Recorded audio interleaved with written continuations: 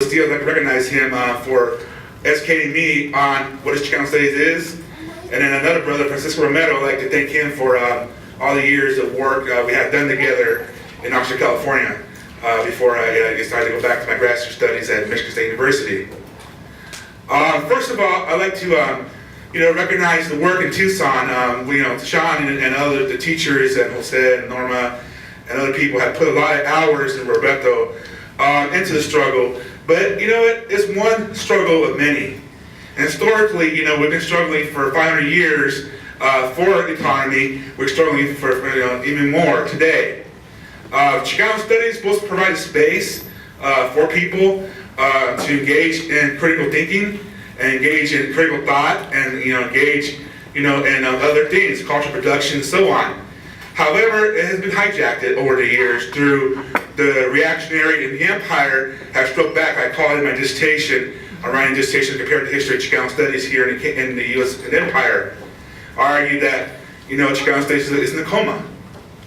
But there's things that led to it. And that's why we have the problems we have today. We're under attack because of the problem of the empire struck back in the 70s. So it's about the empire. It's about how they reward people that are not threatened. And that's who basically got the jobs in Chicano Studies, the people that weren't political, or they're the good old boys or the good old girls. They got the jobs. The people that were political got X'd out.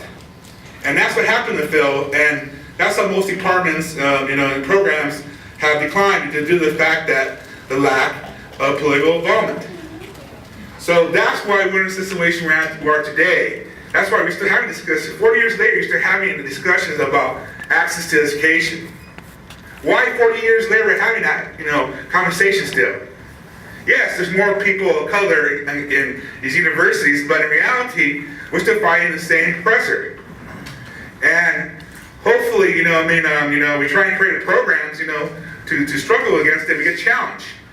So, as a young faculty member, going to now, transferring my grad studies, I still have, the deal is that I'm in a private school, which I have a little more autonomy. Looking for that, but I went to a Richard school or other school, probably get fired the first year because my political beliefs and what I advocate for students. I'm at a university now where I can practice what I'm preaching. My university, Heritage University, is a private school in the Yucca Valley, which is a rural area of farm workers and Native Americans and on reservation. So I have mostly, Native American and Mexican and Latino students. So I feel happy where I'm at, but so hopefully, I'll get to get those people involved in some type of struggle down the road. So Chicano Studies is a training ground. It's a training ground for people like me and like you to get a chance to go to college and also get a PhD. But it's not, and that's what we have to get back. So what I'm committed to is to get back to the field. It's by being involved in saving the field under attack by the U.S. Empire. It's under attack. In reality, it's going to get worse before it gets better. And we have to continue fighting. And we have to use different fronts to the legal front, the administration front, the student front, the faculty front, as the community front, which we lack, to get the struggle to keep it alive.